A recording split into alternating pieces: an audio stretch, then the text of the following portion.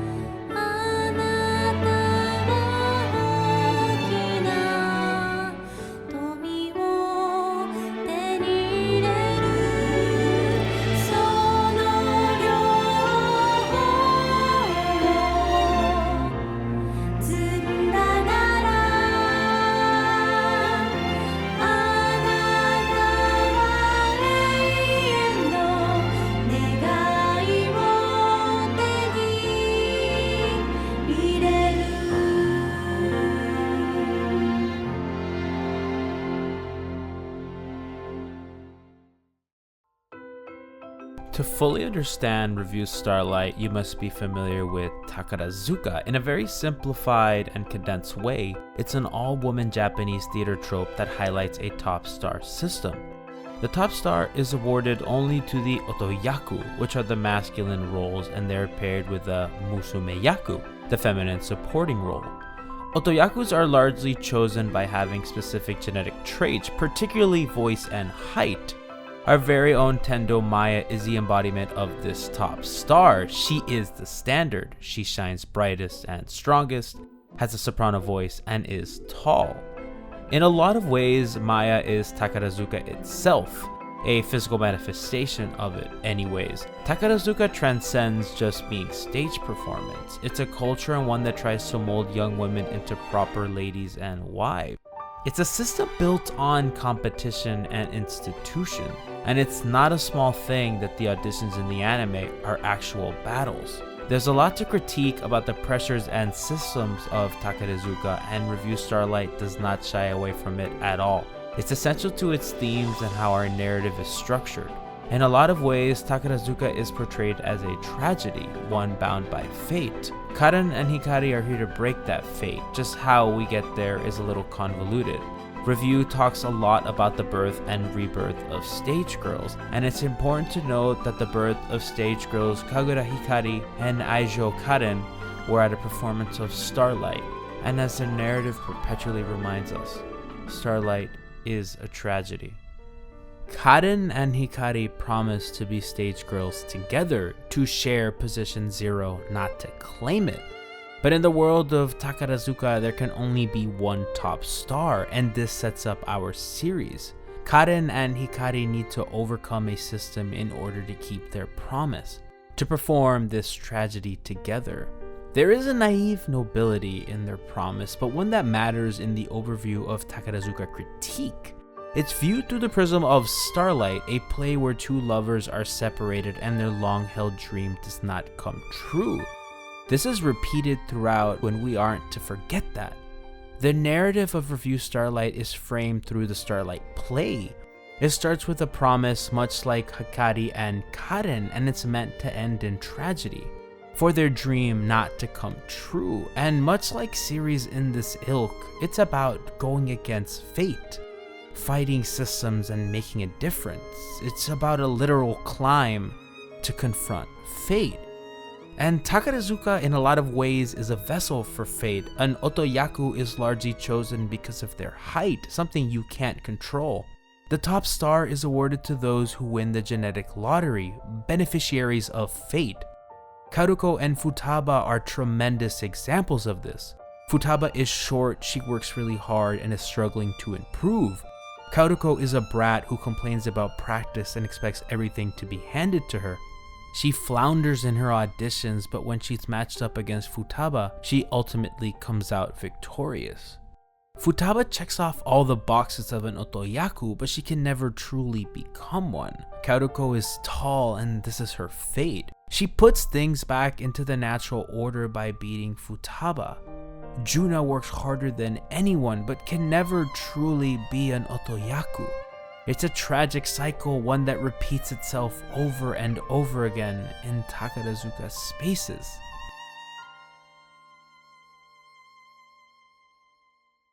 The cycle shall repeat itself. Another running quote that is highlighted several times, but it has multiple meanings. It's a commentary on the tragicness of Starlight and Takarazuka, but it also serves as foreshadowing for Banana's time loop and Hikari's fated stage.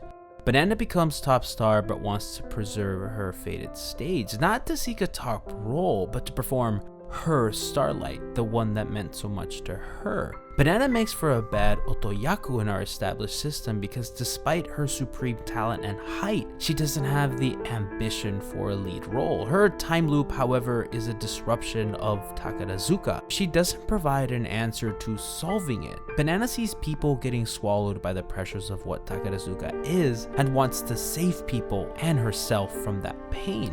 Banana sees what's wrong with it, and instead of changing it, she preserves it and tries to control its outcome. It's why, fittingly, Banana isn't the final boss for Hikari and Karen. She is, however, someone they must acknowledge, because she too sees what's wrong with this system. Her methodology, however, was flawed. She took away agency from the rest of our girls, leading them into predetermined fate. It ends the same way every time, not unlike Starlight and Hikari's fated stage. The true final boss was Maya and Claudine, the perfect otoyaku and musume-yaku. While Banana was the disruptor of the system, Kuromaya was the system. The perfect pair, the supreme otoyaku and her musume-yaku, her fated partner. Hikari and Karen want to challenge the system. Maya and Claudine's stage is the system. Their Starlight is a tragedy where Claire and Flora are separated. Hikari and Karen's isn't. Their fated stage is together. And in order to reach it, Hikari and Karen need to overcome Takarazuka itself. This is more important than both of them beating Banana because she and her frozen world weren't the things they were trying to overcome. Their fate was reclaiming the stage that meant so much to them, toppling the system and keeping their promise. And nothing more overtly represents their promise like Tokyo Tower, but like many things in Revue Starlight, it has multiple meanings. Tokyo Tower is symbolic for the promise Hikari and Karen made to each other, but it can be interpreted as Takarazuka itself. Tokyo Tower's distinctive feature is its height, which is critical to Takarazuka and the top star system. It's present throughout the auditions and is used in visual cues to suggest a shift in Takarazuka culture. During Hikari's audition with Banana, the second act has Tokyo Tower upside down falling. The system is beginning to fall. The motif is used again before Karen confronts Hikari in the final Fly Me to the Stars, which features Tokyo Tower falling as Karen is descending. Then we see it crashed and buried. This also runs in line with Hikari breaking Karen's promise, with the tower representing that. It lying on the ground would show how the promise was abandoned. Hikari is now subject to an endless tragedy. The cycle shall repeat itself. Her dream will not come true, and she is in this repeating stage, not unlike Banana's frozen world. Her stage of fate was this endless tragedy, one that bared the sins of all the stage girls. This is the tragedy of Revue Starlight and Takarazuka. This is Hikari Kagura's fate. But Revue Starlight is about fighting the grips of fate. This anime is about overcoming an eternal tragedy, one that repeats itself in perpetuity.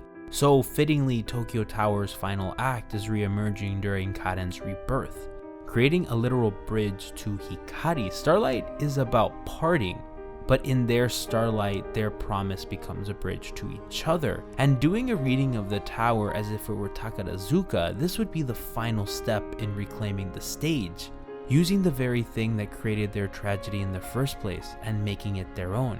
Karen and Hikari are Claire and Flora. Their story runs parallel to Starlight, down to the promise and all the way up to the tragedy. When Karen finds Hikari after their parting, Hikari has forgotten who Karen is, not unlike Claire in the stage play. She forgot who her Flora was, and it ends with her remembering while the stars take Claire away. Their dream was never meant to come true. The ending line in the Starlight play is a telling one. The stars continue to twinkle forever. The cycle will happen anew, the cycle of despair that lies below the starlight. When Karen finds Hikari's stage of fate, her infinite starlight is clear, and their fate is bound to the play, a broken promise and a sacrifice.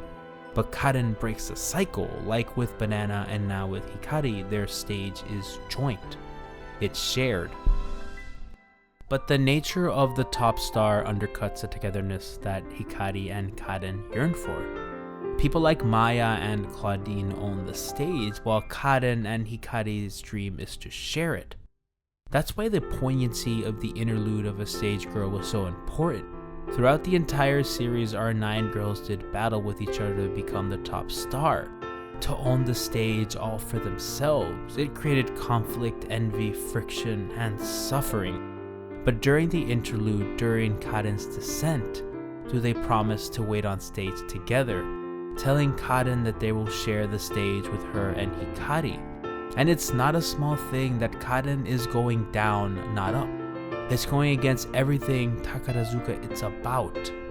This is not about a climb, but a descent, one done with love and togetherness. We will wait for you on stage is perhaps the most profoundly beautiful thing said in Starlight. The stage is everything to them. It is their birth and rebirth. It is what gives them fuel and purpose. And in the end, they were able to reclaim it. In the first episode, we see our girls sleeping on the steps of the play. Tragedy befell them. Claire and Flora would never be united. But in the end, our girls are sitting upright, lighting so bright that they radiate the stage that they claimed. Starlight always closes with hands parting, hands that touch and are separated forever. It's the tragedy of a story actualized. So in the end, Karen and Hikari Starlight has hands that join, that grasp, that love.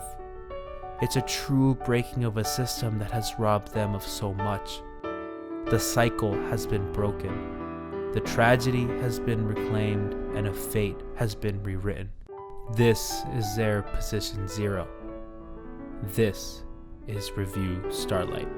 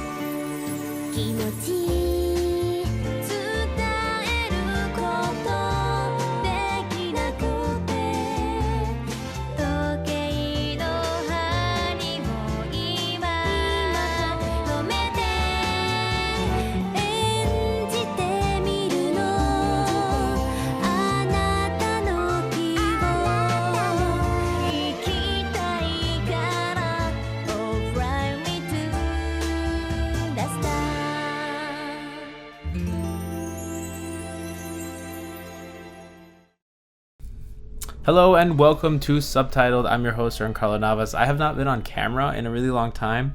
And the main reason I wanted to do this end of camera portion was to A, test out my new camera equipment and my fancy light set. And B, I really wanted to kind of explain a couple things in the video. So I went a whole 15 minutes and I didn't even mention the giraffe and what it represented once, which is not an oversight by me. I just feel like that could be its entire other topic. And while I did feel the giraffe had a lot of ties to Takarazuka and everything in the commentary about it, I just didn't want the video to be 20 minutes long, and I felt like I could have omitted the giraffe without losing too much of this, of like what I wanted to say. And I've talked ad nauseum on Twitter about it. You can also check out the podcast I did with Under the Scope, Zeria, Lachlan, and Isla McTear.